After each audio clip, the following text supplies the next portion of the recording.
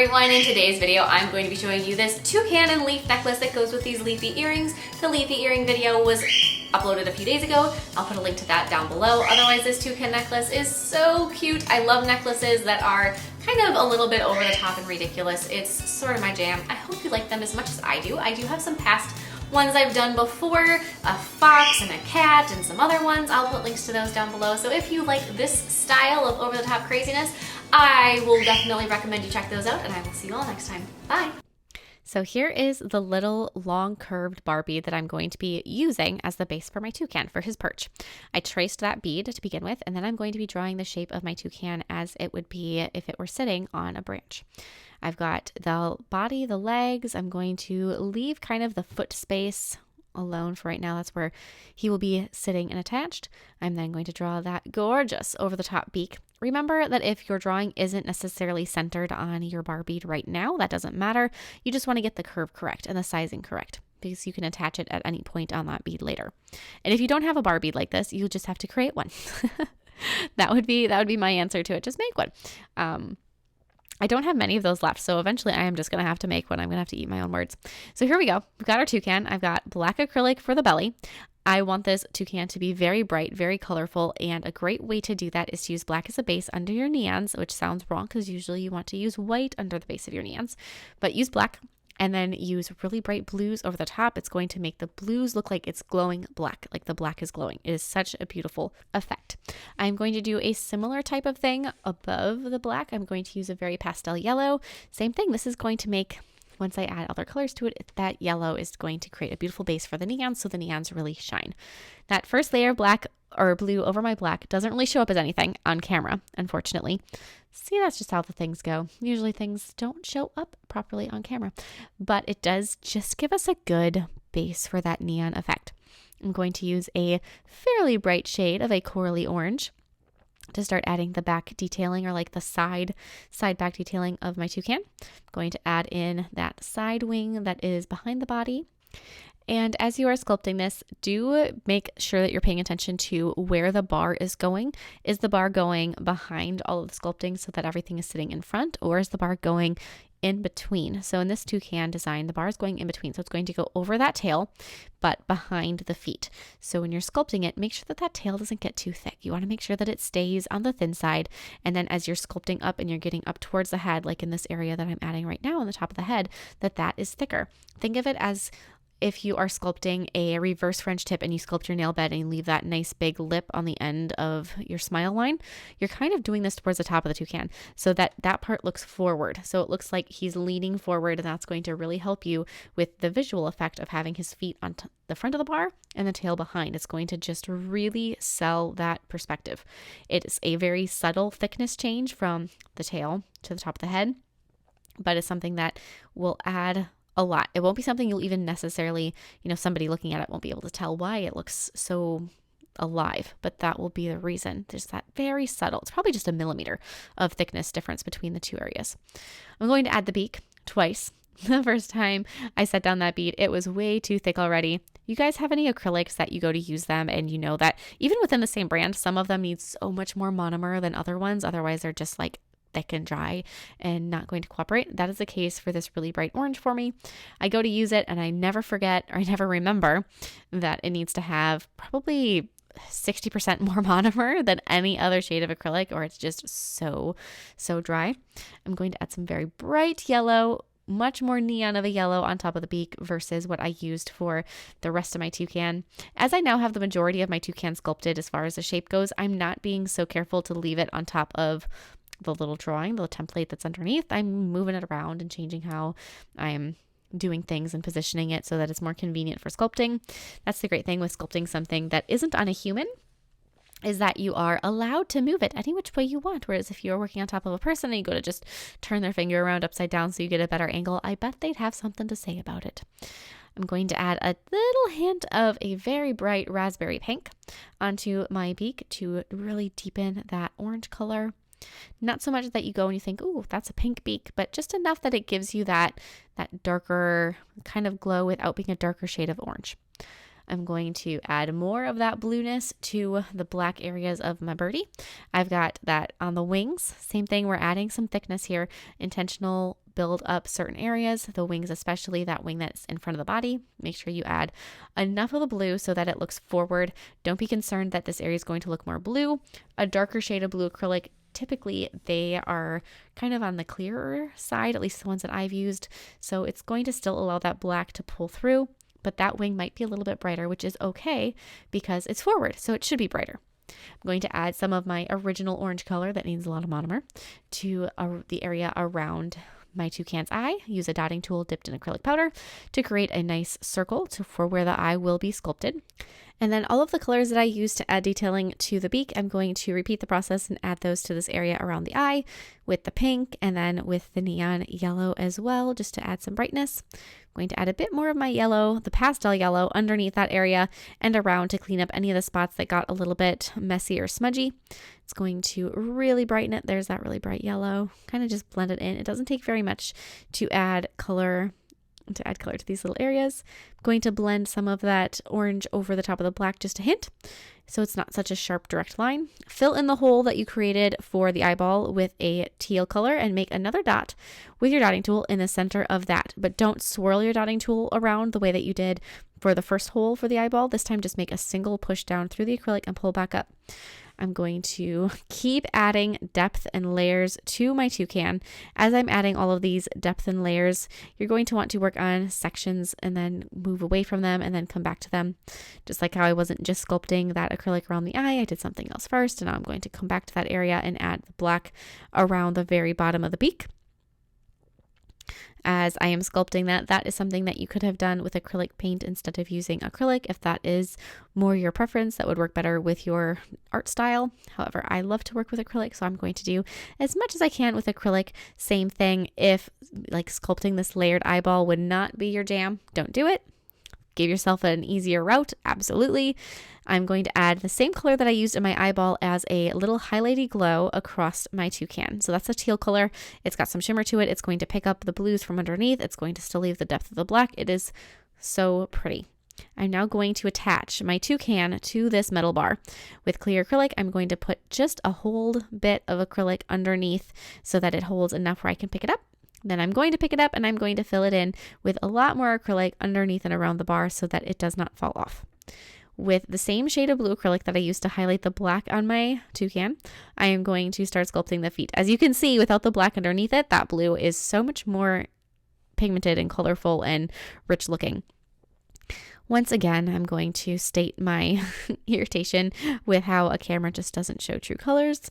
But here we are anyways. We've got the first toe on each foot. I'm going to, after that one is set, I'm going to leave single toes on their own to set, and then I'm going to go through and sculpt the next toe on each foot. As you are sculpting these toes, the benefit to leaving one to cure before you add the second one is that, much like a reverse French tip, you're going to be able to just press that acrylic up against the first toe, and it's going to really make a nice, easy parallel line without disrupting everything or getting it wavy or uneven. Each toucan foot is going to get 3 toes. So once you have the center toe created, then you can do the left and the right toe, since you're not working right next to the other ones, and sculpt them, these little toesies, almost all the way around the bar. It won't really be seen as far as somebody looking at it. They're not going to be investigating how long these toucan toes are, but that extra bit around, at least 50% of the way around the bar, is going to add a significant amount of security for your toucan to the bar so that you don't have to worry about it flipping or turning. Any place where you can just make sure that things are going to stay together is perfect. I am able to add the leg part of my toucan for the foot that is out extended without putting a nail form backing underneath. Your acrylic may not behave quite the way that mine does. If yours doesn't, create that little piece on the nail form backing and then attach it. I'm going to use some clear acrylic, and I'm going to be adding the rest of the circle from the toes around the bar, and then adding just a little bit to support that leg that's just sticking out in the middle of no man's land. Make sure that everything is attached. Again, we don't want this to break. I'm not really worried about it breaking because I do take all of these precautions. However, if you weren't to take all of these precautions, I kind of throw my jewelry around. I throw it in a suitcase. I throw it in my purse if I'm done with it. I want to make sure that it's durable. So here we have the looped wire piece that's going to go through our toucan body. So I'm going to create a really long twisted piece of wire. This is very fine jewelry wire. And I'm going to hold it up. This is still attached to the spool. I'm going to hold it up to my little Barbie to decide how long I need to make it. Cut it off at whatever length is deemed necessary. And then I'm going to string this through that big bar bead. Make sure that the loop on the end of your wire is wider than the width of your bead so that the wire loops don't just fly right through. I created a little loop and I'm going to then slide the wire, open the wire kind of up, and then push it down into that bar bead. Hold the finished looped end, and then with that cylindrical pliers in through the new looped end, you're going to twist it. If you don't hold both ends, it will not twist. It'll just spin and it won't create that nice tight twist. So you do have to have some kind of thing holding the other end. Right now I'm just kind of using my nails to hold this piece together within that same side. But once you have both ends and you can tell that they're twisted and they're secure, I'm going to give this another go with holding that first end with my pliers. I'm going to make sure that I am confident that this is not going to unravel itself. That's the end goal. So after you have them very well twisted, don't twist too far that they break either. It's a balance. Once you have them and you're like, yep, this is going to stay, which may take a little bit of effort. I'm going to pull that all the way through and I'm just going to give it a twist with holding that with the little tweezers. That'll keep it good. Sometimes it takes a little bit of trial and error to get it to do what you want it to. And then once you have that and you're like, okay, we got circles, we got plans, then we can go through and do the painting elements on our toucan. If you want, I would definitely probably recommend doing the leaf details too. Just kind of do the same part of each step along with this. So add the wire loops to the back sides of your leaves. I will show you the process for that, but as you're making it, try to not make it so that you start and finish an entire piece of the design at a time. Work in batches. Do all the acrylic sculpting at one time, do all of the hardware at one time, then do all the painting together, and then the little finishing assembly at the same time. I just find that for me seems to be a much more efficient way to work. On my toucan, I do want this guy to be super glamorous and super easy to see, so I'm going to do some black outlining. I'm going to outline a few of the different color changes on the toucan, so things like where the section around the eye separates from the lighter yellow part of the body. I'm going to outline that. I'm going to paint the very tip of the nose with a half of a heart. This is going to be for that half black section. That just makes the toucan look so much more dramatic having that. Some outlines around the eye in that area of any bird, because they do have skin, like scaly skin right there. It does tend to have some little wrinkles on it, so doing the outlines in like a couple short lines instead of one complete line is going to add a little bit of realism to this cartoony style. I'm going to add a couple little lines on the tail area to make it look like it's separated feathers. Just a few little lines everywhere we need them. And then don't be afraid to add a touch of white. I'm going to add some white into the pale yellow area, a white highlight on the eye. You can do white highlights on the black too. White highlights on black is going to make the black look so shiny and glossy. You can do a white highlight on the beak and then you can remove it with a little bit of water on your fingertip too. That's a great way to add another step to your design, especially if your white line was a little too thick. And now you can set that toucan to the side and we're going to make the little loop-de that is going to go on the back side of a leaf. I have sculpted these leaves already. I have showed you how to sculpt them already, so I'm not going to show the sculpting element of making these leaves. If you are curious about that process, the drawing process, the sculpting process, etc., I showed you how to do that while I did my earring set. So this is just going to be for the loops. I've got the one side of my loop made. I'm going to measure how long it needs to be against the leaf that I'm trying to add this to the back of.